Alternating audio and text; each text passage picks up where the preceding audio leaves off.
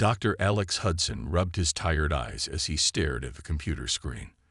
The small lab at NASA's detection facility was quiet at 3 a.m. Only the hum of machines kept him company. Then he saw it, strange energy readings at the edge of the solar system. "This can't be right," he muttered, checking the data again. The readings were unlike anything he had ever seen before. He reached for his phone and dialed his boss.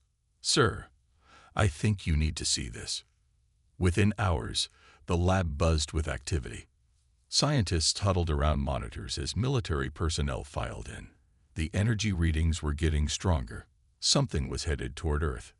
On the other side of the galaxy, High Counselor SciFY of the Galactic Council stood before a massive holographic display showing Earth. His six-fingered hand waved through the projection. "Such a primitive world," he said to the gathered council members, "rich in resources, inhabited by barely intelligent beings." The blue-skinned alien turned to his colleagues. "They have not even developed basic interstellar travel." A smaller alien with gray skin bowed slightly. "The humans are resourceful, High Counselor. Our studies show." "Studies?" SciFY laughed. "They fight among themselves over patches of land. They poison their own air. They are children." He turned to a large reptilian figure in the corner. "Commander Drax, your empire will handle this acquisition." Commander Drax of the Draconite Empire smiled, showing rows of sharp teeth. "With pleasure, High Counselor. We will begin diplomatic subjugation immediately." Back on Earth, Captain Lisa Carter rushed through the Pentagon hallways. Her uniform was crisp despite being called in the middle of the night. She entered a room filled with military leaders from around the world. "We have confirmed the objects are ships," General Peters said as Lisa took her seat. "Hundreds of them, maybe more." "Russian Space Command sees the same thing," said another officer. "Chinese too." Lisa studied the satellite images. "Have they responded to communications?" "No," General Peters said. "But our best guess says they'll be in Earth orbit within 24 hours. Around the world, people went about their normal lives, unaware of what was coming. Kids played in parks. Workers sat in traffic. Students attended classes. At NASA, Dr. Hudson worked without sleep, analyzing the approaching fleet. His colleague, Ben Walsh, brought him another coffee. "What do you think they want?" Ben asked. Alex shook his head. "I don't know, but they're not trying to hide. They want us to see them coming." The first signs that something was wrong came when cell phones stopped working. Then TV broadcasts cut out. The internet flickered and died. Panic spread slowly at first, then faster. In orbit, the Draconite ships positioned themselves around Earth. Their dark hulls blocked out the stars. Commander Drax stood on his bridge, looking down at the blue planet. "Begin the broadcast," he ordered. "Let them know their new place in the galaxy." On Earth, every electronic device suddenly came to life. TVs, phones, radios, computers, all showed the same image. Commander Drax's reptilian face. "People of Earth," he began, his voice translated into all human languages. "Your planet is now under the protection of the Draconite Empire, serving the Great Galactic Council. Your resources are claimed for the good of the galaxy. Your cooperation will make this transition easier. Resistance will result in cleansing. You have 6 Earth hours to have your leaders surrender." In the White House Situation Room, the president and his advisors watched in stunned silence. Similar scenes played out in government buildings around the world. Captain Lisa Carter looked at General Peters. "Sir, what are our orders?" The old general's face was grim. "We fight. We always fight." At NASA, Dr. Hudson stared at his readings. The alien ships had technology beyond his understanding, but something about their energy shields looked familiar. He began typing frantically. "I might have found something," he whispered to himself. In space, the Draconite fleet prepared for the conquest they were certain would be quick and easy. From afar, the Galactic Council watched, expecting entertainment from Earth's feudal resistance.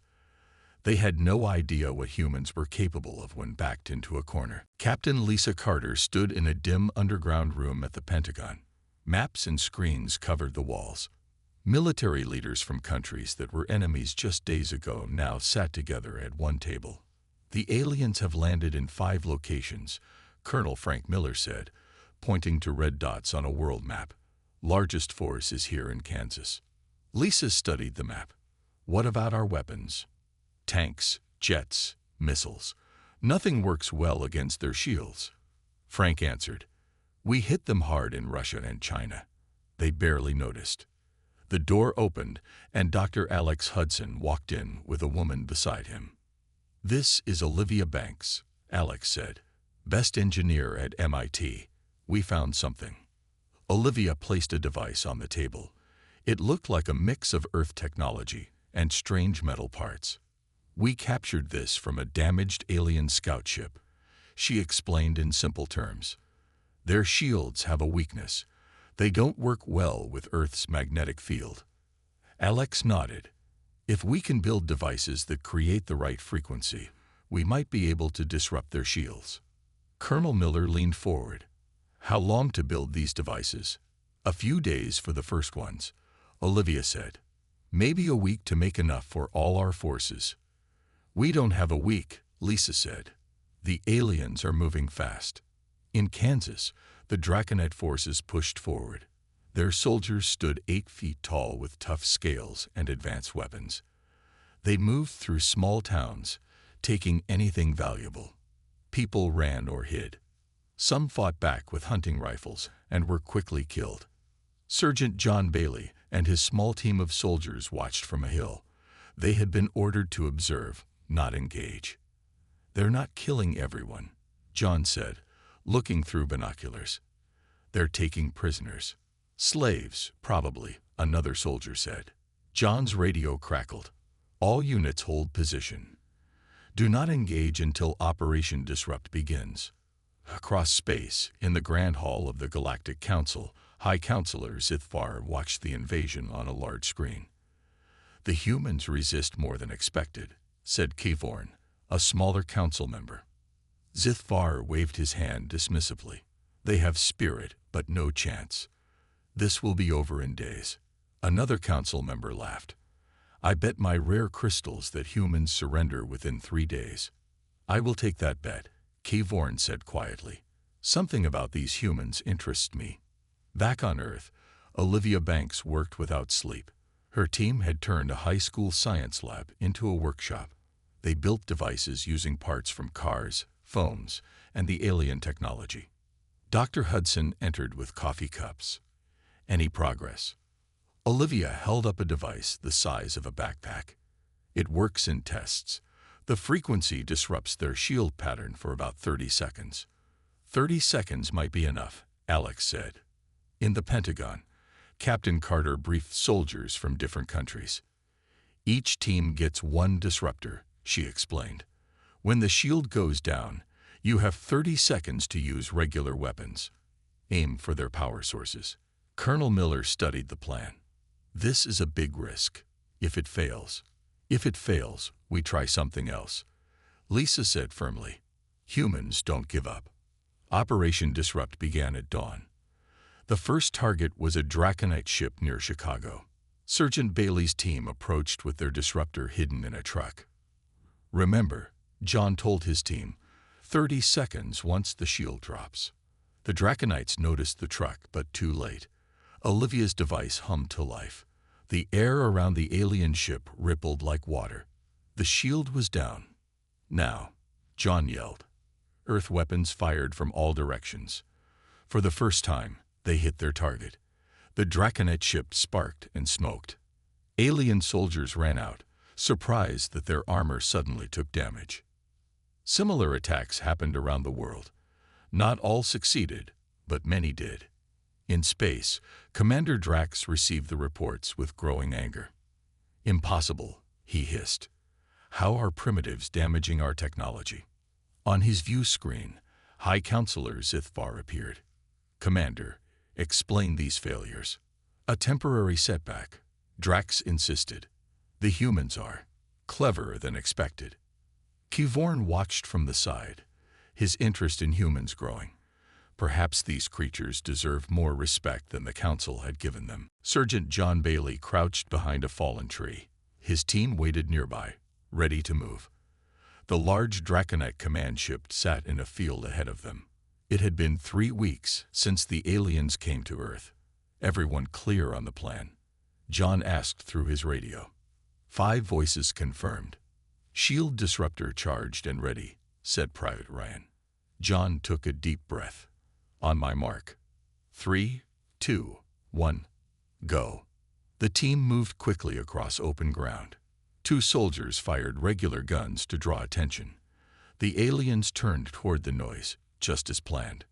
Now, Ryan, John yelled. Private Ryan activated Olivia's device. The air rippled as the alien shield went down. John and his team fired at the ship's main engine. They had learned from earlier battles where to hit the alien ships to do the most damage. The command ship erupted in flames. Aliens ran in confusion. For the first time, a major Draconite vessel was destroyed. John's team escaped before reinforcements arrived. News of the victory spread quickly among human forces. In underground bases around the world, people celebrated. At NASA, Dr. Hudson and Olivia Banks study parts from damaged alien ships. We can use these power cells, Olivia said, holding up a glowing object. If we connect them to our weapons, they'll be 10 times stronger. Dr. Hudson nodded. The Draconites never expected us to understand their technology so fast. Within days, human soldiers carried weapons modified with alien tech. The resistance grew stronger. Small wins became bigger victories. The Draconites, surprised by these setbacks, increased their attacks on cities. Captain Lisa Carter arrived at a secret base outside Boston. Colonel Miller met her with news. John Bailey's team captured something important, he said. Not a weapon. Better.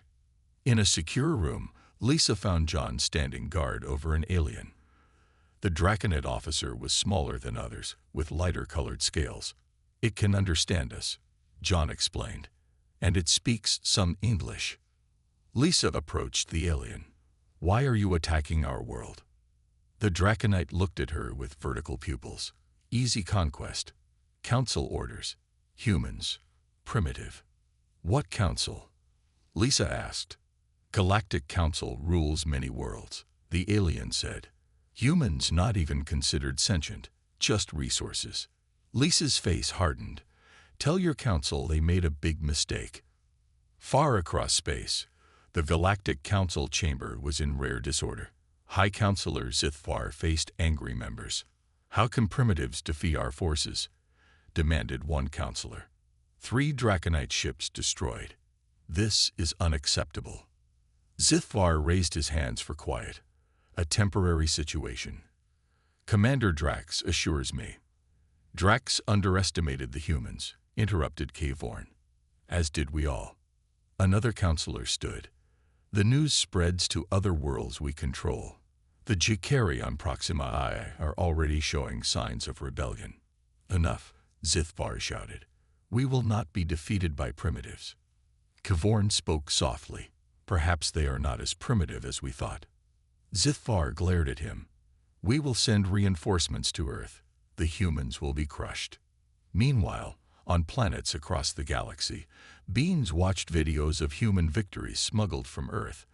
On one world, a slave race called the Zdatai watched with hope as humans fought back against their masters. If humans can resist, whispered a Zdatai leader, perhaps we can too. Back on Earth, Dr. Hudson made another discovery. He ran through the halls to find Olivia. I accessed their communication system, he said excitedly. The Draconites are sending distress calls. They're asking for help. Olivia smiled. They didn't expect us to be so much trouble. In Kansas, where the aliens had their main base, Sergeant Bailey's team watched from hiding as new Draconite ships arrived. More company, John said grimly. They're bringing in the big guns now. His second-in-command nodded. Good. More ships for us to blow up. Across Earth, Humans prepared for a harder fight. But for the first time since the invasion, they had hope. The aliens could be hurt. They could be beaten. And somewhere in space, High Counselor Zithbar stared at reports with growing concern. No species had ever given the Draconites this much trouble. The betting pools across the galaxy were changing odds in favor of human survival. It was unprecedented. It was impossible. It was just the beginning. The Galactic Council chamber was filled with angry voices. Over 100 alien species gathered for an emergency meeting. High Counselor Zithbar struggled to keep order. Silence. He finally shouted, his blue skin turning darker with frustration. This is still just a minor problem. A tall plant-like being rose from her seat. Minor. The humans have destroyed 5 more Draconite ships since our last meeting. This has never happened before. The Draconites claim to be the strongest military force in the galaxy, said another counselor. Yet they cannot defeat a species that has not even left their own planet. Kid Vorn, the small gray alien who had been watching Earth closely, spoke up. Perhaps we should learn more about these humans before sending more forces. Zithvar glared at him. What do you suggest? Send me to Earth, Kid Vorn said. Let me study these creatures up close. After much argument, the council agreed. Kid Vorn would go to Earth as an official envoy while more Draconite forces prepared for a larger attack. On Earth, the United Nations building in Geneva had become the center of human resistance. Leaders from all countries worked together now. Captain Lisa Carter stood guard as diplomat Natalie Wright prepared to meet the alien envoy. We don't trust them, Lisa reminded her. This could be a trick. Natalie nodded. But we need to know more about the Galactic Council. This is our chance. A small ship landed outside. Kid Vorn stepped out alone, without weapons. Human guards watched him carefully as he entered the building. In the meeting room, Kid Vorn sat across from Natalie and other human leaders. Your resistance surprises the Council, Kid Vorn said in perfect English. No species has ever caused the Draconites so much trouble. We're just getting started, Natalie said firmly. Why did you attack us? We never threatened you. Kid Vorn tilted his head. The Council has ruled the galaxy for 10,000 years. New worlds with resources are simply taken. Most species surrender quickly. Humans don't surrender, said a general at the table. Meanwhile, at MIT, Olivia Banks led a team working on a new weapon. The lab was filled with both Earth and alien technology. The power source is stable, Olivia told Dr. Hudson. If this works, we can disable their motherships without even getting close. Dr. Hudson looked worried. We need to hurry. Our satellites show more Draconite ships entering the solar system. In Kansas, Sergeant John Bailey's team joined with other soldiers to form a larger resistance force. They prepared to attack the main Draconite base. Their reinforcements will land there first, John told his soldiers. We need to strike before they arrive. Back in Geneva, Kid Vorn watched videos of humans fighting, working together, and protecting each other. Your species is willing to die for each other, he said to Natalie. This is rare in the galaxy. It's what makes us human, she replied. That night, Kid Vorn secretly sent a message to the Galactic Council. The transmission showed humans building new weapons, forming strategies, and fighting with unexpected skill. These creatures are unlike any we have encountered, Kid Vorn reported. They adapt quickly. They show determination beyond logical limits. High Counselor Zithbar watched the transmission with growing concern. They are still primitives. The reinforcements will crush them. But for the first time in Council history, a strange request arrived from Commander Drax. Permission to retreat from a primitive world. Zithvar was shocked. Denied. No retreat. The Council's reputation is at stake. In space, the Draconite reinforcement fleet approached Earth. On the planet below, Olivia's team finished their new weapon. John's forces surrounded the main alien base, and Kid Vorn watched it all with growing respect for humans. The next battle would decide everything, not just for Earth, but for the entire galactic order that had stood for thousands of years. Sergeant John Bailey moved silently through the night. His team followed close behind. Their target was a small Draconite scout ship that had landed in the woods. "Remember, we need the data core intact," John whispered. "No explosives unless we have to." The alien ship glowed softly in the darkness. 2 Draconite guards stood watch, their scaled skin reflecting moonlight. "Now," John ordered. His team activated their shield disruptors. The aliens' personal shields flickered and died. Before they could react, John's soldiers knocked them out with stun weapons built from alien technology. "Good work," John said. "Move in." Inside the ship, they found what they were looking for, a Galactic Council data core. It was a small cube that glowed with blue light. "Got it," said Private Ryan, carefully removing the device. "Let's go." At the Geneva headquarters, Captain Lisa Carter received the data core with excitement. "Dr. Hudson needs to see this right away," she told Natalie Wright. Cavorn, the council envoy, watched from across the room. His species could hear better than humans realized. At MIT, Dr. Hudson connected the alien data core to their computers. Olivia Banks worked beside him, typing commands. "It's working," Alex said. "We can read their data."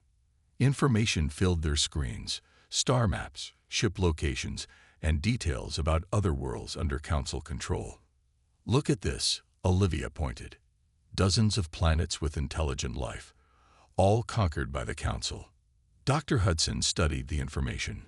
Some of these species might help us if they knew Earth was fighting back. Meanwhile, Cavorn met privately with Natalie Wright. "Your Dr. Hudson has made an important discovery," Cavorn said. Natalie kept her face calm, though she was surprised he knew. "What discovery?" "Humans have unusual brains," Cavorn explained. "Our scans show your neural patterns are different from any species we know.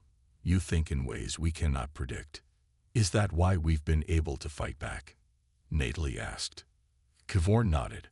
"The Council assumes all intelligent life thinks the same way.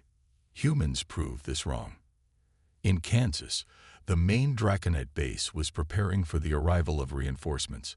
New ships entered Earth's atmosphere, larger than any seen before. Captain Lisa Carter joined military leaders at the command center. "Olivia's new weapon is ready," she reported. "But we only have one. We need to get it close to their command ship." Colonel Frank Miller pointed to a map. "The reinforcements will land here. We need to strike before they're fully deployed." Lisa nodded. "I'll lead the space team myself." For the first time, humans would take the fight beyond Earth's atmosphere. Using captured and modified alien ships, a small team would attack the Draconite command fleet. In space, Commander Drax watched Earth grow larger on his view screen. He had brought 3 times more ships than before. "This time, we will crush these primitives," he told his officers. "No mercy." One of his commanders looked nervous. "The humans have shown unusual abilities. Perhaps we should." "Silence," Drax hissed. "The Council has ordered us to win at any cost." On the Galactic Council homeworld, High Counselor Zithvar reviewed Cavorn's latest report with growing concern. "Humans are unpredictable," Cavorn had written. "Their tactics change constantly. They learn from every defeat. They work together despite their differences. This combination makes them dangerous." For the first time, Zithvar felt uncertain. In 10,000 years, no species had ever caused the Council this much trouble. Back on Earth, Lisa's team prepared their ships for launch. John's forces moved into position around the Draconite base. Dr. Hudson and Olivia finished programming the new weapon. And in Geneva, Cavorn made a decision that would change the galaxy forever. He secretly sent the locations of Earth's defense forces to Natalie Wright, not to the Draconite fleet. Perhaps, he whispered to himself, it is time for the Council to learn a lesson in humility. News traveled fast across the galaxy. Videos of humans fighting back against Draconite forces spread from planet to planet. The Zitai, who had been slaves for 500 years, watched these recordings in secret. If humans can fight, so can we, their leader whispered to gathered rebels. Similar meetings happened on a dozen worlds. Species that had lived under council rule for generations began to question their masters. On the Galactic Council homeworld, the emergency session had lasted for days. Council members argued loudly. "The situation is out of control," shouted a tall, crystal-formed being. "First Earth resists, now reports of unrest on Sti, Proxima Ai, and Vega Prime." High Counselor Zithvar pounded his fist. "We must make an example of Earth. Full military force." Kavorn, who had returned from Earth, stood calmly. "I suggest we try something new, something the Council has never done before." "What?" Zithvar demanded. "Invite a human to address the Council," Kavorn said. "Let us hear from these creatures before we destroy them." The idea shocked the Council. Never in its history had a primitive species been allowed to speak. But curiosity won out. The Council voted to invite a human representative. On Earth, Natalie Wright received the message. She would be the first human to travel beyond the solar system, to the heart of the Galactic Council. "I'm not sure what to say to them," she admitted to Captain Lisa Carter. "Tell them the truth," Lisa said. "That humans will never surrender." Meanwhile, Captain Lisa's space mission had been a success. Using Olivia's weapon, they had disabled the Draconic command ship. Commander Drax barely escaped in a small vessel. The reinforcement fleet was in disarray. On the ground, Sergeant John Bailey's forces had captured the main Draconid base. Inside, they found maps of other invaded worlds and plans for stripping Earth of its resources. They were going to take everything, John told his team. Turn Earth into a wasteland. In her lab, Olivia Banks made another breakthrough. She found a way to send messages faster than light, using modified alien technology. "We can contact other worlds now," she told Dr. Hudson. "Maybe find allies." The first message went to the Ztai. Their response came quickly. "We stand with Earth." Natalie Wright traveled to the Galactic Council on a ship provided by Kavorn. She saw stars and worlds she had never imagined. The Council homeworld was a massive city planet with buildings taller than mountains. In the Grand Council chamber, thousands of alien species gathered. Some looked almost human. Others were so strange Natalie could hardly process what she was seeing. All watched her with curiosity or hostility. "The human will speak," announced Zithvar reluctantly. Natalie stepped forward. Her voice was steady as she addressed the most powerful beings in the galaxy. "People of the Galactic Council," she began. "For thousands of years, you have taken what you wanted from those weaker than you. You assumed that technological power was the only kind of strength. Earth has shown you a different kind of strength." She showed videos of humans helping each other during the invasion. Soldiers protecting civilians. Countries that were enemies now working together. "Humans are not special because of our weapons or technology," Natalie continued. "We are special because we refuse to give up. We fight for each other, for freedom, for the right of all beings to live as they choose." The chamber was silent. Many council members shifted uncomfortably. "The age of conquest is ending," Natalie said firmly. "Earth offers friendship to the galaxy, but we will never accept chains." Kavorn stood. "I move that we recognize Earth's right to exist free from council control." Other members stood with him. "We support this motion." High Counselor Zithvar looked around in shock. For the first time in the council's history, the old ways were being challenged. And across the galaxy, a new hope began to spread among the stars. Commander Drax was not ready to accept defeat.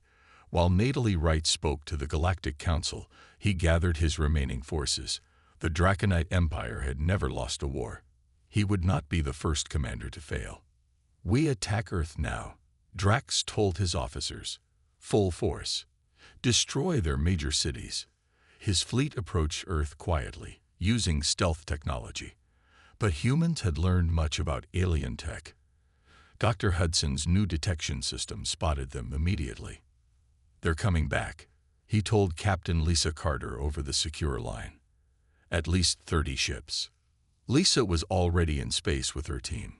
We're ready for them. Olivia's new weapons are installed on all our ships. On Earth, Sergeant John Bailey prepared ground defenses.